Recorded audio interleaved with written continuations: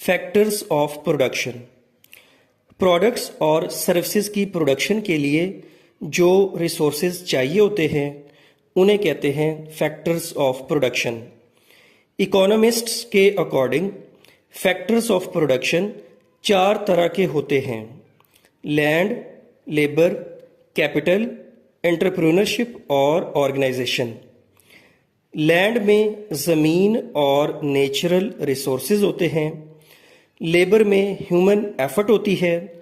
Products और services की production में ह्यूमन एफर्ट का एक की रोल होता है। कैपिटल में मैन मेड रिसोर्सेज होते हैं: बिल्डिंग, इंफ्रास्ट्रक्चर, मशीनरी। एंटरप्रेन्योर वो इंडिविजुअल होता है जो लैंड, लेबर और कैपिटल को ऑर्गेनाइज करता है।